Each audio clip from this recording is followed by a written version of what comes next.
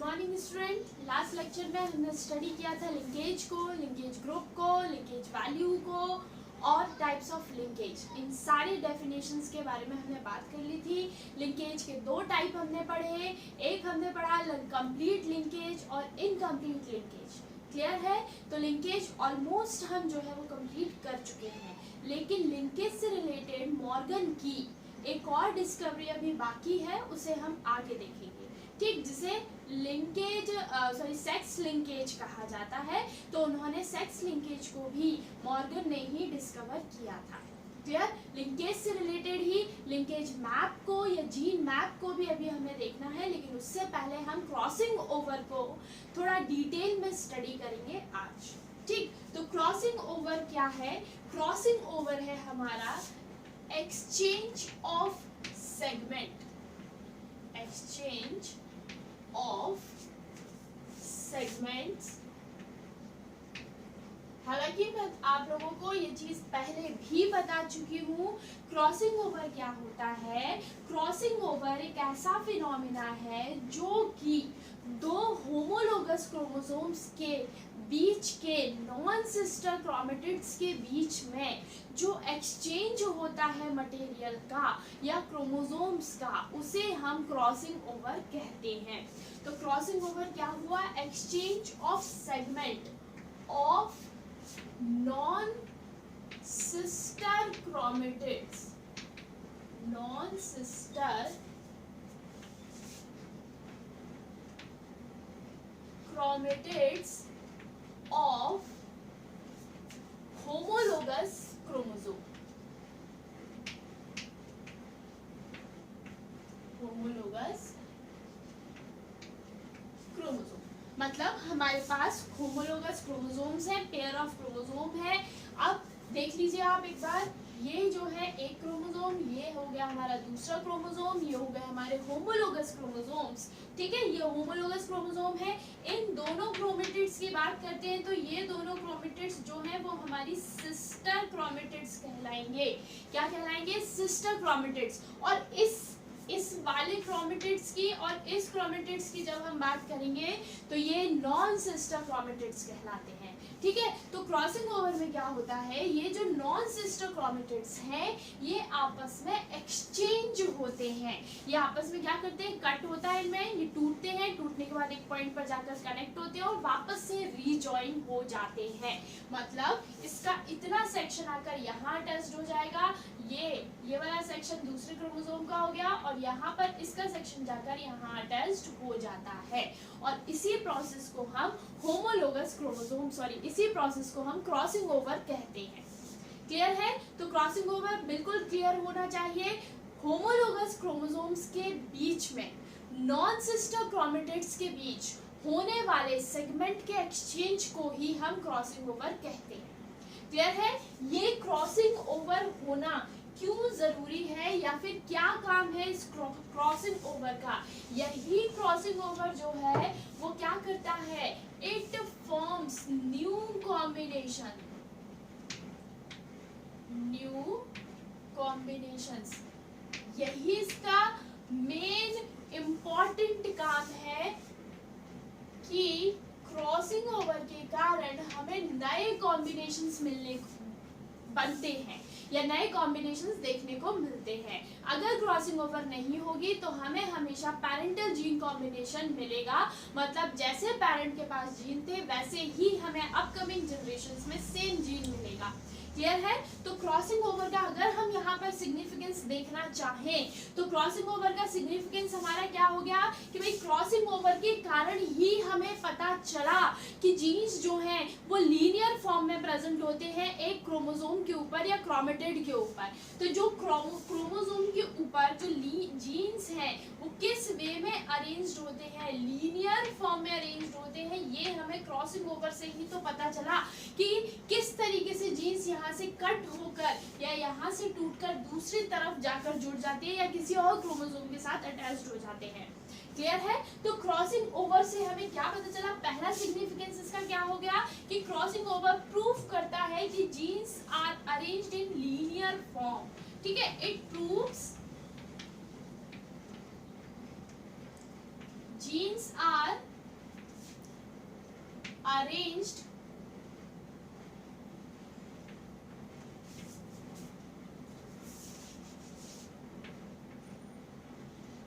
इन linear form. ठीक है, इसने ही सबसे पहले प्रूफ किया कि जो जीन्स हैं वो लीनियर फॉर्म में अरेंज्ड होते हैं। दूसरा क्या है, दूसरा इसका अगर सिग्निफिकेंस देखा जाए तो क्रॉसिंग ओवर के कारण जीन मैप्स बनाना आसान हुआ। ठीक है, क्रॉसिंग ओवर के कारण क्या बनाना आसान हुआ, जीन मैप्स का फॉर्मेशन इजी हुआ। और इसका थर्ड और इम्पोर्टेंट जो सिग्निफिकेंस है वो क्या है, इट इज हेल्पफुल इन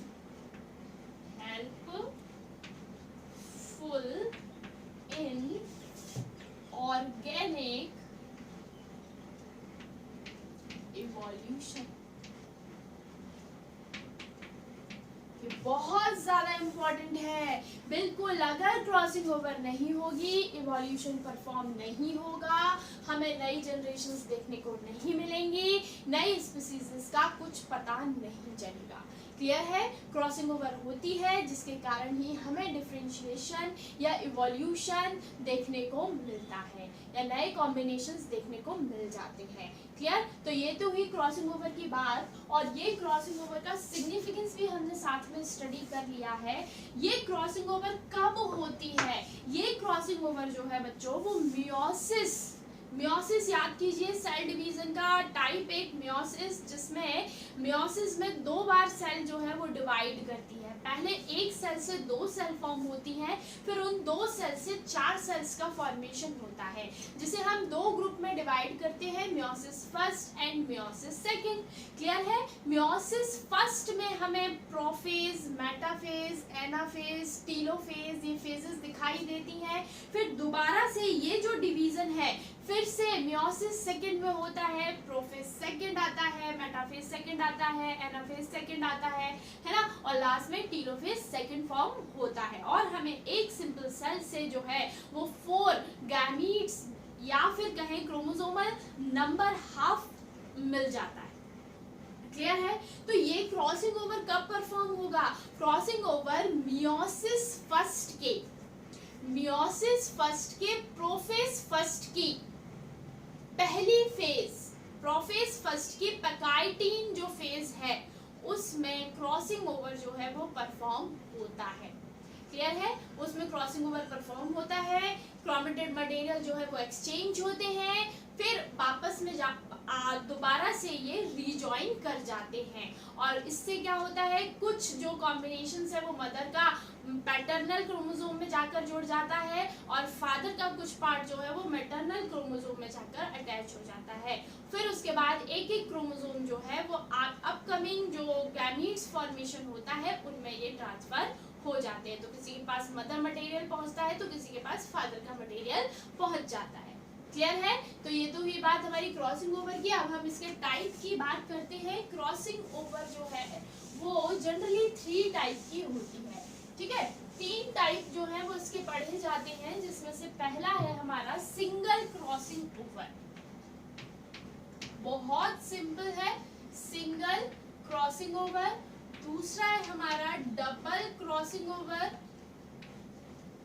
और तीसरा है हमारा मल्टीपल क्रॉसिंग ओवर।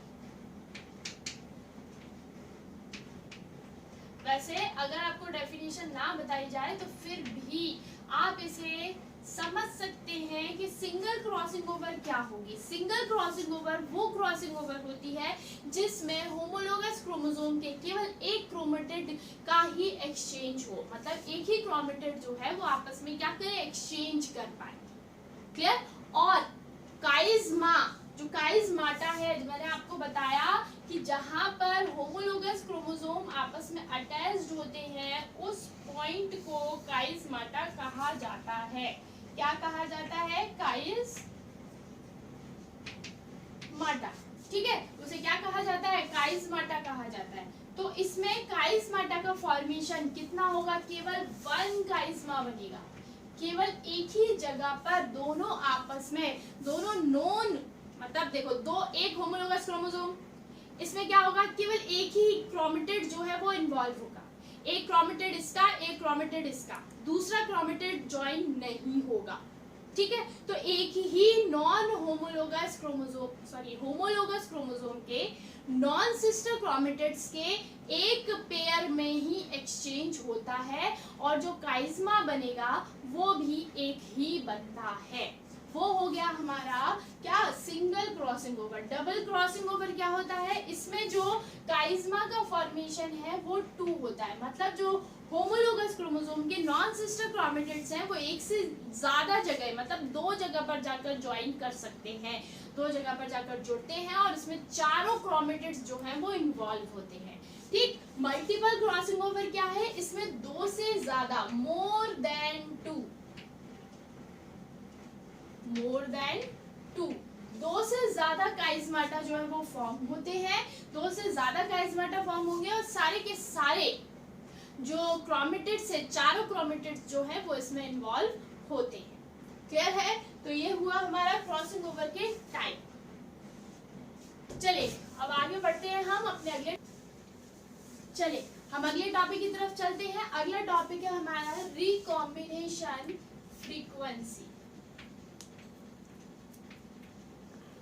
ठीक है, हमने जब मॉर्गन का एक्सपेरिमेंट पढ़ा था उसमें हमने कई बार बात की 1.3%, 97%, 38%, तो वो परसेंटेज कैसे निकला था, हम वही चीज अब पढ़ने जा रहे हैं।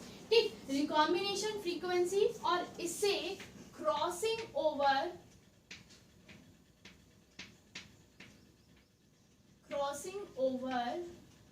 वैल्यू भी कहते हैं।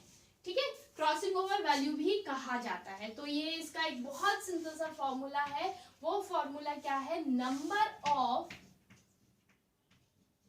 रिकॉम्बिनेंट्स।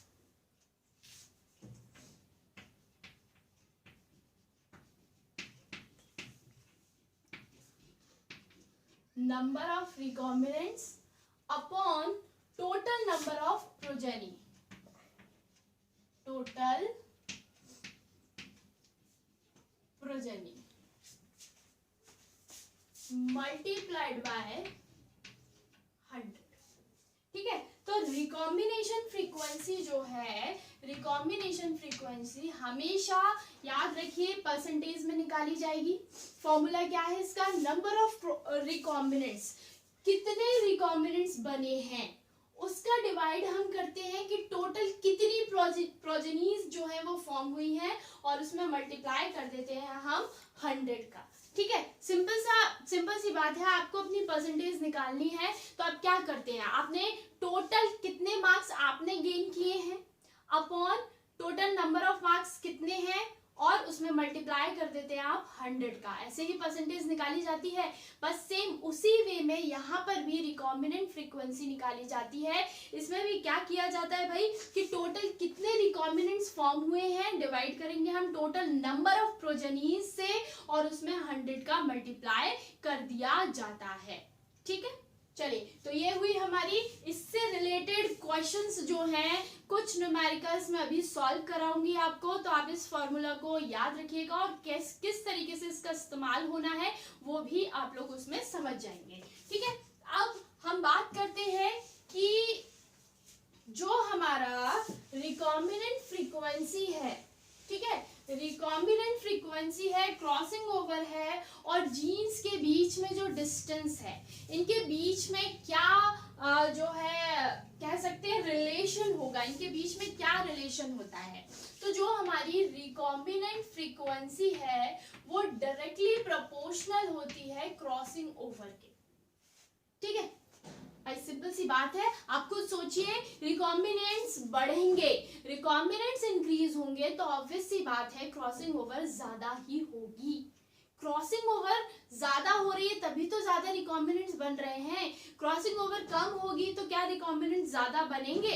तो अगर फ्रीक्वेंसी ज्यादा है तो क्रॉसिंग ओवर भी बहुत ज्यादा है, या फिर हम इसे उल्टा भी कह सकते हैं, क्रॉसिंग ओवर अब अगर ज्यादा हो रही है तो रिकॉम्बिनेंट्स का नंबर भी बहुत ज्यादा हमें मिलने। अब हम जरा एक छोटा सा रिलेशन देखते हैं हम अपने लिंकेज के बीच में, क्रॉसिंग ओवर के बीच में और जीन्स के बीच के डिस्टेंस के बीच में। ठीक है, तो जो हमने अभी जो रिकॉम्बिनेंट फ्रीक्वेंसी पढ़ी, ये जो रिकॉम्बिनेंट फ्रीक्वेंसी है वो डायरेक्टली प्रोपोर्शनल है क्रॉसिंग ओवर की।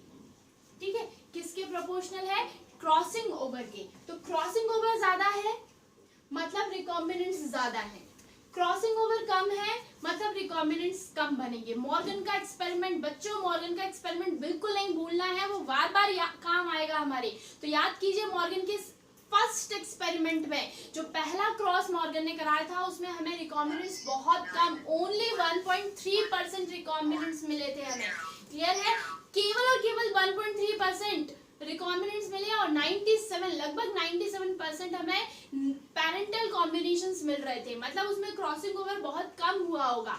सेकंड जो क्रॉस था उसमें क्रॉसिंग ओवर की क्वांटिटी बढ़ी जिसके कारण रिकॉम्बिनेंट्स भी क्या हो गए, इंक्रीज हो गए।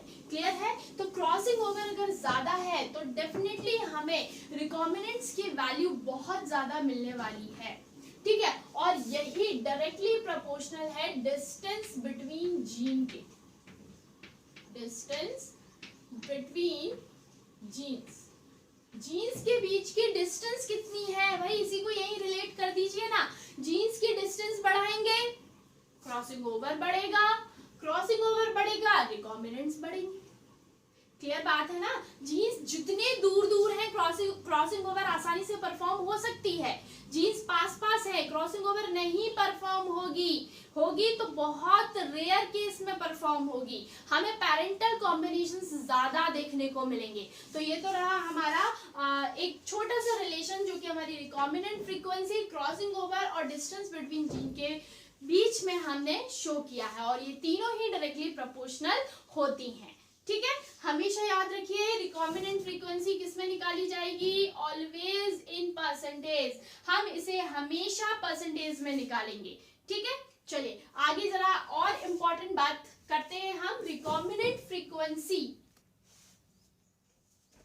रिकॉम्बिनेंट फ्रीक्वेंसी जो है बच्चों, ये रिकॉम्बिनेंट फ्रीक्वेंसी याद रखिए बच्चों हमेशा 50% होती है, मतलब ये रिकॉम्बिनेंट फ्रीक्वेंसी कभी भी 50% से ज्यादा नहीं हो सकती।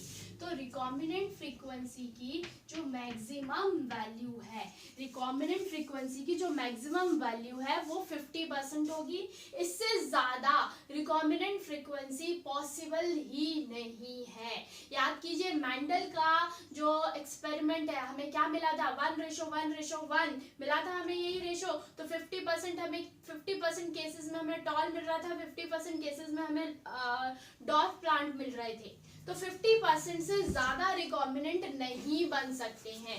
रिकॉम्बिनेशंस का जो फॉर्मेशन होगा वो केवल और केवल मैक्सिमम 50%, इससे ज्यादा नहीं होगा। क्लियर है? तो इस चीज को आप याद रखिएगा बच्चों, इससे रिलेटेड हम न्यूमेरिकल्स आगे करेंगे। मैं कई बार बोल चुकी हूँ, करेंगे बिल्कुल, हम डेफिनेटली करेंगे और इस चीज का बड़ा इस्तेमाल होगा हमारा जीन मैप में। ठीक है, चलिए तो अगला टॉपिक जो है वो हम शुरू करते हैं, वो है हमारा जीन मैप। अगला टॉपिक है हमारा जीन मैप। तो जीन मैप देने वाले जो साइंटिस्ट थे उन साइंटिस्ट का नाम था अल्फ्रेड स्टर्टीवेंट,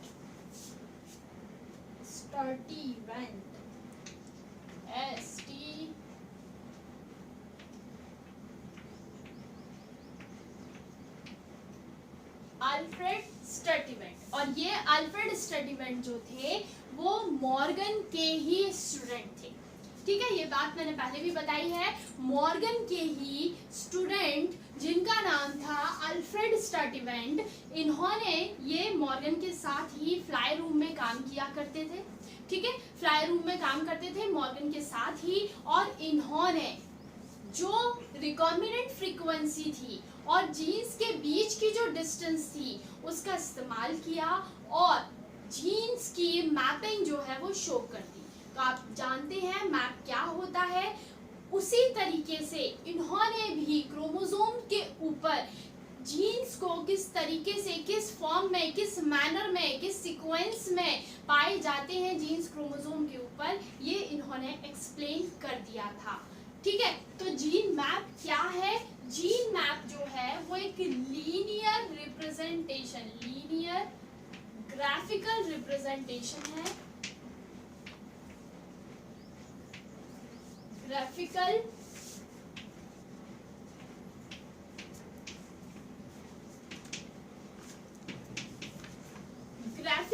रिप्रेजेंटेशन है और बिटवीन मतलब इन्होंने क्या किया, किन दो चीजों का इस्तेमाल किया इस चीज को एक्सप्लेन करने के लिए। पहला जो चीज थी वो थी सीक्वेंस, दूसरी जो थी वो थी relative distance between genes, relative distance between genes. ठीक है, इन्होंने क्या किया, इन्होंने देखा कि जीन्स के बीच की डिस्टेंस हमें मिल रही है। ठीक है, तो इन्होंने इस्तेमाल किया कि जीन्स के बीच की डिस्टेंस का इस्तेमाल करते हैं और उसका सीक्वेंस जो है वो क्रोमोसोम पर बनाकर देखते हैं। ठीक है, हमने चलिए, और इनका जो एक्सपेरिमेंटल वर्क था, जिस चीज पर इन्होंने एक्सपेरिमेंट किया था, वो एक्सपेरिमेंटल जो कह सकते हैं इंसेक्ट था, वो मेलानोगास्टर, ड्रोसोफिला मेलानोगास्टर ही था। इन्होंने भी ड्रोसोफिला फ्लाई के ऊपर ही अपना काम किया था और उसी के सीक्वेंस को, पहला जो जीन मैप था वो ड्रोसोफिला के जीन्स को ही मैप करके अल्फ्रेड स्टर्टिवेंट ने फॉर्म किया था। तो हम उसी मैप से रिलेटेड थोड़ा मतलब उसी मैप को बनाकर देखते हैं कि किस तरीके से इसकी मैपिंग फॉर्म हुई थी। ठीक है, चलिए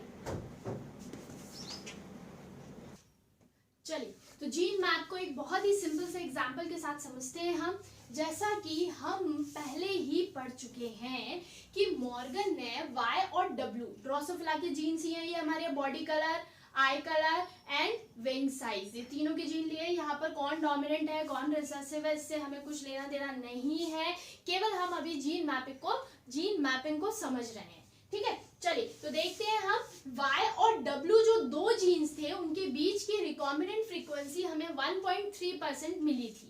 ठीक है, W और स्मॉल m इनके बीच की रिकॉम्बिनेंट फ्रीक्वेंसी हमें 37.2 मिली थी और Y और M के बीच की रिकॉम्बिनेंट फ्रीक्वेंसी जो है वो हमें 38.5 मिली थी।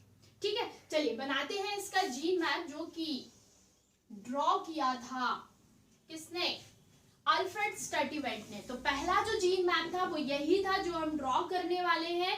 ठीक है, इन्होंने क्या किया, W और M, हम सबसे पहले देखते हैं मैक्सिमम रिकॉम्बिनेंट फ्रीक्वेंसी किस किस जीन के बीच में थी।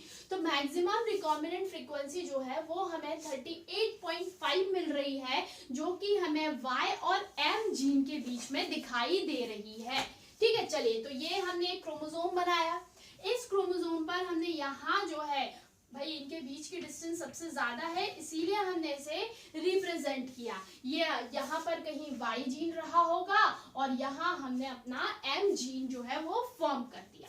ठीक है, चलिए अब यहाँ पर अल्फ्रेड स्टर्टिवेंट ने क्या बताया, अल्फ्रेड स्टर्टिवेंट ने बताया कि अगर दो जीन्स के बीच में हमें 1% रिकॉम्बिनेंट फ्रीक्वेंसी मिल रही है, दो जीन्स के बीच में अगर 1% रिकॉम्बिनेंट फ्रीक्वेंसी मिल रही है तो उन दोनों जीन्स के बीच की जो डिस्टेंस होगी वो 1 सेंटीमॉर्गन होगी। कितना, 1 सेंटीमॉर्गन। इन्होंने इस जीन्स के बीच की डिस्टेंस जो थी उसको मीटर, सेंटीमीटर, माइक्रो इन सब चीजों में मेजर ना करते हुए इन्होंने इसके लिए एक नई यूनिट जो है वो दी और ये नई यूनिट जो है वो इन्होंने अपने टीचर, अपने प्रोफेसर के ओनर में उन्हीं के नाम पर रखी और वो यूनिट थी सेंटीमॉर्गन। ठीक है, मतलब क्या हुआ, अगर दो जीन्स के बीच की रिकॉम्बिनेंट, जैसे एक जीन ये है ये एक जीन है, इनके बीच की रिकॉम्बिनेंट डिस्टेंस नहीं, इनके जो रिकॉम्बिनेंट फ्रीक्वेंसी इनकी अगर 1% है तो इनकी बीच की डिस्टेंस जो है वो भी 1 सेंटीमॉर्गन। इसे इस तरीके से लिखेंगे, small c and capital M, 1 centimorgan. Capital M यहाँ पर मीटर नहीं है, याद रखिएगा, कैपिटल M यहाँ पर मॉर्गन है।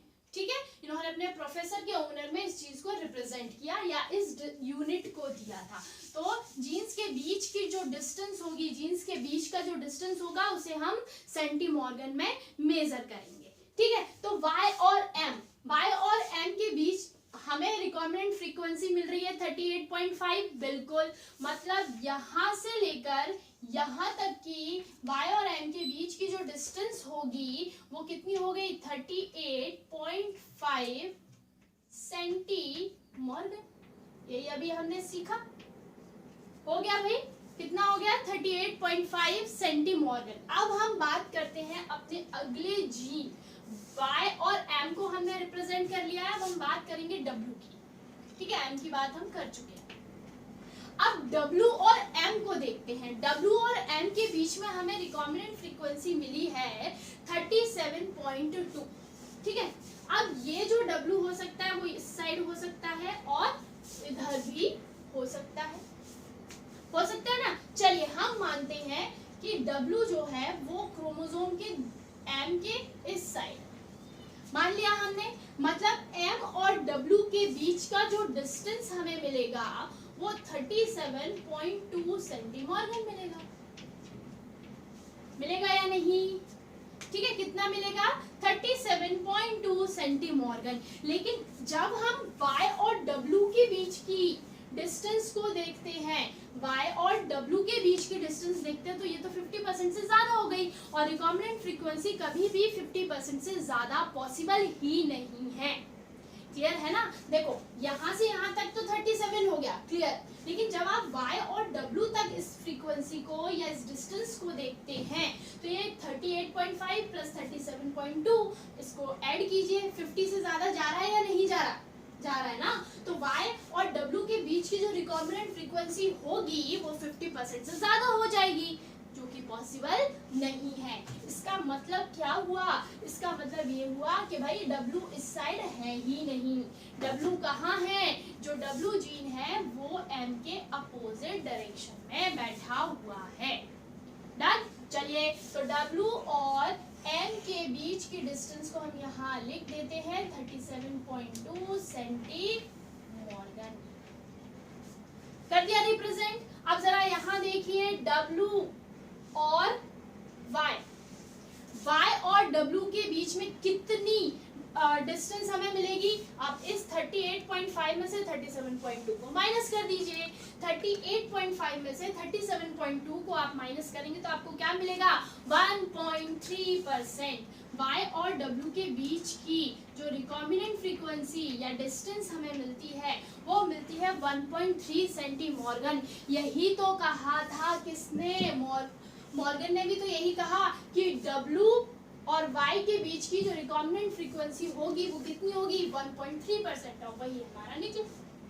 इसीलिए ये चीज मैंने सबसे लास्ट में उठाई थी जिससे हम इसे प्रूफ कर पाए। और जीन का जो सीक्वेंस है, ड्रोसोफिला के जीन का जो सीक्वेंस हमें मिला वो क्या मिला, पहले होगा y के बाद आएगा w के बाद कहीं पर m होगा। तो ये सीक्वेंस जो है वो इस अल्फ्रेड स्टर्टिवेट ने, मॉर्गन के स्टूडेंट ने एक्सप्लेन किया था। इसी को कहा जाता है जीन मैपिंग। जीन को मैप कर देना क्रोमोसोम के ऊपर। आज की डेट में ह्यूमन जीनोम प्रोजेक्ट जो हम आगे स्टडी करेंगे, हम आज ह्यूमन के हर क्रोमोसोम के ऊपर कौन सा जीन कहाँ होता है, कैसे होता है, किस सीक्वेंस में होता है, इस सब को हम आज स्टडी कर चुके हैं और वो पॉसिबल हो पाया है जीन मैप के कारण ही।